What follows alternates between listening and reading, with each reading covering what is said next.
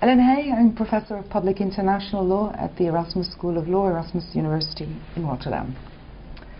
This lecture is about the principle of common but differentiated responsibilities in international environmental law. By way of introduction, I will briefly discuss the broader context of the principle in international law, and thereafter I will discuss the content of the principle in international environmental law, the institutional and decision-making context in which the principle functions, the broader setting in which the principle operates, its legal status, and by way of conclusion, I will evaluate the significance of the principle. I would like to point out that the texts, the legal instruments that I'm referring to in this lecture, are also available on a document which is available on the site for the lecture. The principle of common but differentiated responsibilities in international environmental law entails that while we're pursuing a common goal, states take on different obligations depending on their socio-economic situation and their present and historical contribution to the environmental problem at stake. Especially since the 1990s, the principle has become prominent in international environmental law. However, differentiating on the basis of socio-economic situations of states is not unique to international environmental law. Its origins can be traced to the early 20th century. Article 405, third paragraph of the 1919 Versailles Peace Treaty constitutes an early expression of the principle. It is identical to current Article 19, paragraph 3 of the Constitution of the International Labour Organization, which provides that in framing labour conventions or recommendations, due regard shall be given to, and I quote, those countries in which climatic conditions, the imperfect development of industrial organization, or other special circumstances make the industrial conditions substantially different, end of quote. Such conditions may provide a basis for modifying the general rules formulated in an ILO convention or recommendation, and some ILO conventions implement Article 19, paragraph 3 of the Constitution by way of exceptions that a state may claim based on insufficient development of its economy or relevant social infrastructure. A relevant example is Article 7 of ILO Convention 183 on maternity protection of 2000. It provides an example by allowing states, by way of exception, not to apply certain elements of the Convention. Moreover, international trade law has, since the conclusion of the General Agreement on Tariffs and Trade in 1947, recognized the special position of developing states in its Article 18. This special position has found broader reflection in the agreement establishing the World Trade Organization, including in the amended Article 18 and in Part 4 of the GATT Agreement. Within the WTO, the different treatment of developing states, besides facilitating technical assistance and capacity building, entails that mutual reciprocity in trade concessions, an important tenet of international trade law, may be released in the relationship between developing and developed states. Such releases are subject to negotiation between developed and developing states, and the resulting preferential treatment is often of limited duration. In addition, the United Nations Convention on the Law of the Sea contains various references to the special position of developing states. Relevant examples are some of the provisions on fishing, for example, Articles 61, paragraph 3, and Article 62. In addition, of course, Part 11 on the regime of the international seabed area also differentiates between developing and developed states. In international environmental law, the principle of common but differentiated responsibilities is expressed in Principle 12 of the 1972 Declaration of the United Nations Conference on the Human Environment, the so-called Stockholm Declaration, and in Principle 6 and 7 of the 1992 Declaration of the United Nations Conference on the Environment and Development, the so-called Rio Declaration. The principle, more often since the 1970s, is implicitly reflected in the provisions of most multilateral environmental agreements in terms of at least provisions on technical cooperation and assistance. I will now turn to the content of the principle of common but differentiated responsibilities in international environmental law. The Rio Declaration currently provides the most generally accepted formulation of the principle of common but differentiated responsibilities. The first sentence of paragraph 6 of the Rio Declaration provides, and I quote, "The special situation and needs of developing countries, particularly the least developed and most environmentally vulnerable, shall be given special priority." End of quote. Principle 7 of the Rio Declaration then expressly formulates the principle of common but differentiated responsibilities, and it provides as follows, and again I quote, "States shall cooperate in the spirit of global partnership to conserve, protect and restore the health and integrity of the Earth's ecosystem. In view of the different contributions to global environmental degradation, states have common but differentiated responsibilities. The developed countries acknowledge the responsibility that they bear in view of the pressures their societies place on the global environment and of the technologies and financial resources they command." End of quote. These provisions point to the core of what constitutes the principle of common but differentiated responsibilities in international environmental law. First, a global partnership linked to the duty to cooperate. Within that global partnership, states take on obligations, even if those obligations are different. And those obligations are based on their situation as determined especially by A, their vulnerability and their needs, B, their historical contribution to environmental degradation, C, their present contribution to the problem, and D, the access to technology and financial resources that are available to states. The principle of common but differentiated responsibilities is closely related to this principle of sustainable development and also to the principle of intra-generational equity. The principle of sustainable development addresses the need to balance socio-economic considerations and the protection of the environment. The principle of intra-generational equity addresses equity among members of a generation and is particularly relevant in the South-North context. The interrelationship between the three principles can be characterized as follows. With a view to attaining sustainable development, the principle of common but differentiated responsibilities constitutes a means of translating the principle of intra-generational equity to the interstate level and to the interstate South-North context in particular. Most multilateral environmental agreements do not explicitly refer to the principle of common but differentiated responsibility. Instead, they contain substantive obligations that serve to implement the principle.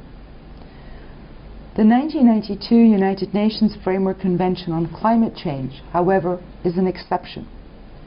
Its Article 3, entitled Principles, in its first paragraph, provides as follows, and I quote, "The parties should protect the climate system for the benefit of present and future generations of humankind, and on the basis of equity and in accordance with their common but differentiated responsibility and respective capabilities. Accordingly, developed country parties should take the lead in combating climate change and the adverse effects thereof." However, even if the United Nations Framework Convention on Climate Change is the only multilateral environmental agreement that explicitly refers to the principle of common but differentiated responsibilities, all multilateral environmental agreements presently implement the principle, and they do so in a variety of ways. And I will refer to 5 ways in which multilateral environmental agreements implement the principle. A first example is provided by multilateral agreements which may include a grace period for developing states. A pertinent example is Article 5, Paragraph 1 of the 1987 Montreal Protocol to the Vienna Convention on the Depletion of the Ozone Layer. It allows developing states a period of 10 years before they must comply with certain substantive rules of the protocol. A second example is multilateral environmental agreements which provide substantive obligations only for developed and economy in transition states. The 1997 Kyoto Protocol provides an example. It requires developed and economy in transition states and not developing states to comply with agreed greenhouse gas emission reductions. See in particular Article 3 and even more in particular Article 3 Paragraph 1 of the protocol and also its Annex 1. A third example is provided by multilateral environmental agreements which in almost all cases make implementation by developing states conditional on the transfer of technology and financial means from developed states. You might look at Article 4, Paragraph 7 of the United Nations Framework Convention on Climate Change or Article 20, Paragraph 4 of the Convention on Biological Diversity.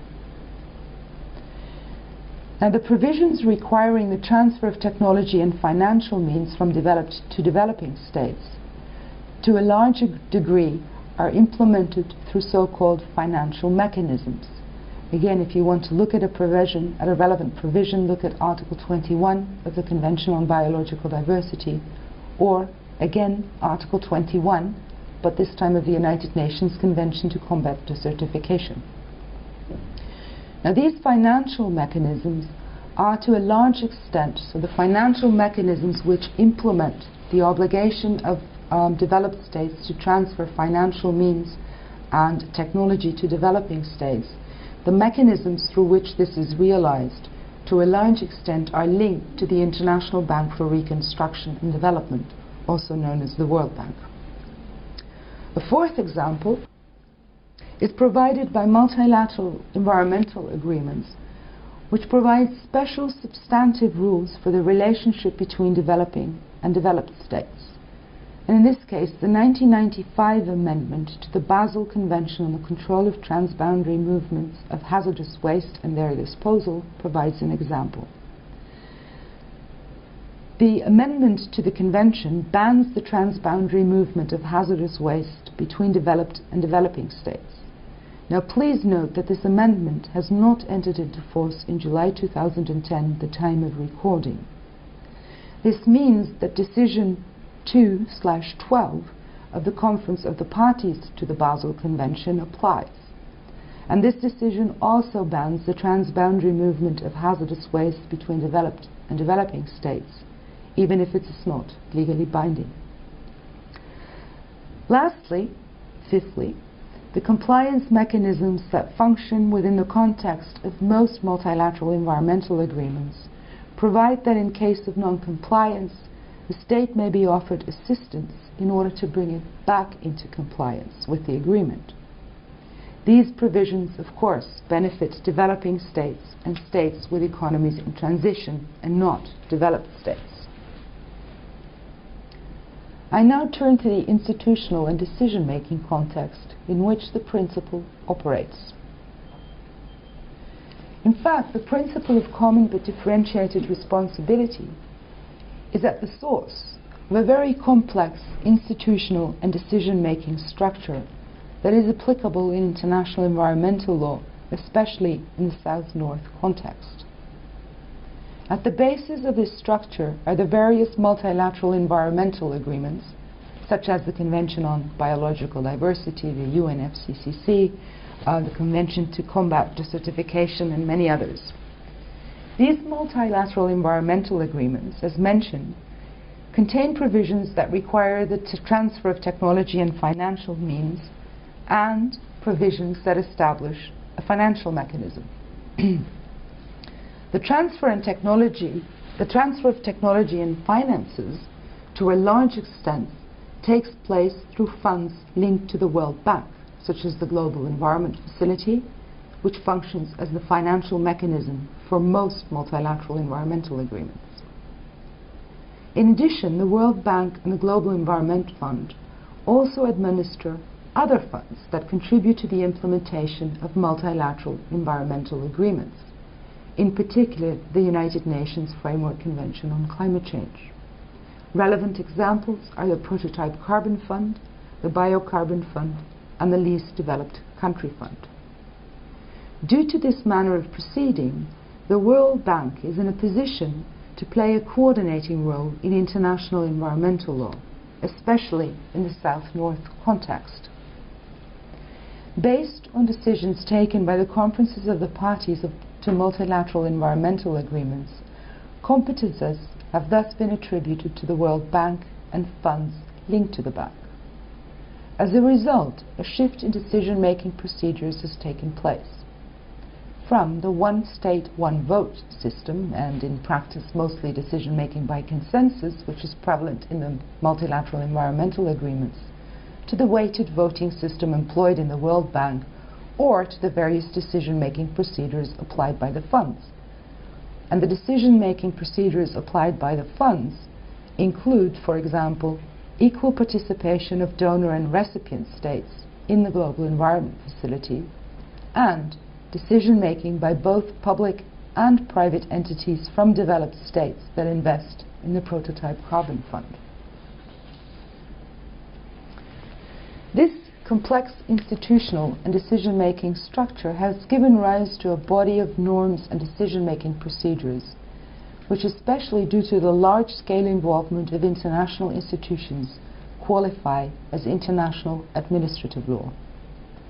Within this body of law, international institutions exercise decision-making powers that can be characterized as of a public nature. The conferences of the parties, the World Bank, the Global Environment Facility, and the various funds discussed in this lecture provide relevant examples. I now turn to address the broader context in which the principle of common but differentiated responsibilities operates. As mentioned earlier, the principle of common but differentiated responsibilities can be understood as the translation of the principle of intra-generational equity to the interstate level. At that interstate level, it signals a move away from the consequences associated with the formal equality of states, a prominent assumption in the traditional doctrine of international law.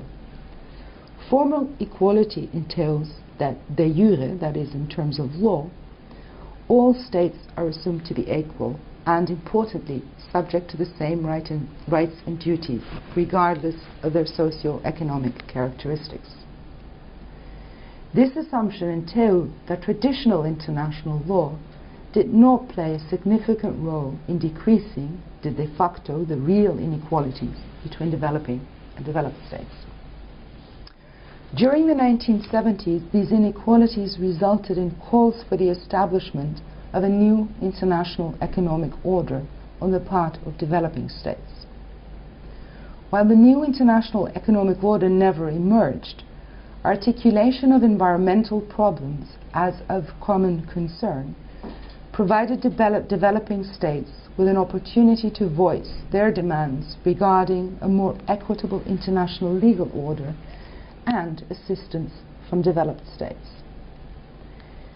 These demands, as illustrated by the principle of common but differentiated responsibility, have resounded in international environmental law. There is also another story to the principle of common but differentiated responsibilities. This story concerns the manner in which it has been implemented, and it concerns incremental cost, conditionalities, and the economic benefits that developed states may obtain as a result of certain mechanisms that implement the principle. The notion of incremental cost entails that developed states, through the Global Environment Facility and other funds, contribute to the extra cost that a developing state incurs when it contributes to the protection of the global environment through the implementation of a multilateral environmental agreement.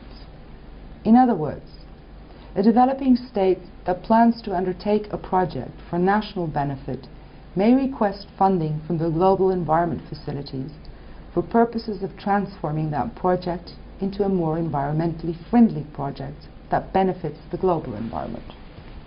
An example would be the transformation of a national power generation project from a coal to a solar energy-based project, where the extra cost involved in the transformation would be eligible for funding by the Global Environment Facility. Payment, thus, is for the protection of the global environment from which both developed and developing countries profit. The transfer of financial means and technology, furthermore, is conditional, of course, upon developing states meeting the standards set out in multilateral environmental agreements, but also upon the decisions subsequently adopted by the Conference of the Parties to a multilateral environmental agreement or other subsidiary bodies, and also to the decisions taken by the various bodies that manage the funds related to the bank. In addition, developed states and the private sector in developed states may benefit from projects that support the implementation of multilateral environmental agreements in developing states.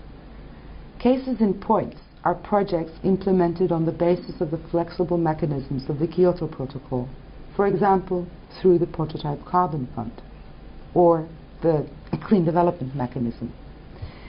In this case, developed states and the private sector in developed states may pursue profit by obtaining cheap emission reduction units by investing in carbon reduction projects in developing states. These units may then be used by developed states to meet their targets under the Kyoto Protocol or can be sold for profit on the global carbon market. These elements, in conjunction with the institutional setting set out in this lecture, have led some commentators to suggest that the manner in which the principle of common but differentiated responsibilities has been implemented has contributed to developed states and institutions in which developed states have a major say, maintaining a disproportionate influence on international environmental policy and law.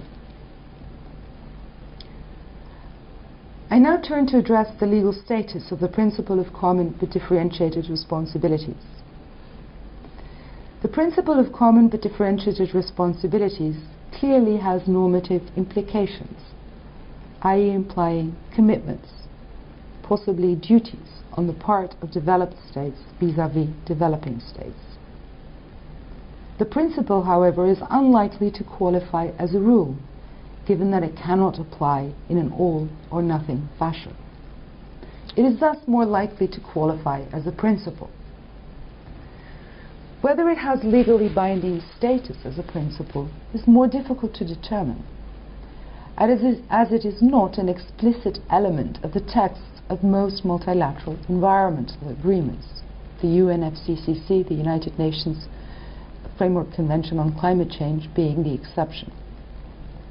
Within the climate change regime, it thus qualifies as a legally binding principle, whereas within other multilateral environmental agreements, the norms, rules or principles formulated to implement the principle of common but differentiated responsibilities are what legally binds the parties. In terms of general international law, the principle of common but differentiated responsibilities thus is most likely to qualify as a principle of international environmental policy or as a principle of soft law that has had a profound effect on international environmental law, both in its substance and on its institutional structure. Finally, I conclude that the principle of common but differentiated responsibilities has affected international environmental law and also perhaps international law more in general in a very fundamental manner. In particular, it has altered the discourse by changing the nature of what are considered to be valid arguments. It has given developing states a basis for claiming that their position is to be taken into account in formulating treaty regimes. Moreover, it has given developing states a basis for pursuing the position that they will not engage in meaningful obligations if developed states do not transfer funds and technology to them. In terms of the protection of the environment, one might argue that this development has come at a price. Economic, in addition to ecological considerations, figure prominently in the negotiations. This is true both for developed and developing states, as the Conference of the Parties to the United Nations Framework Convention on Climate Change, held in Copenhagen in December 2009, illustrated. It also means that environmental problems are being recognized for what they are. Problems that, if they are to be addressed, require a fundamental reassessment of how we are doing things at local, national, and global levels. Thank you for your attention.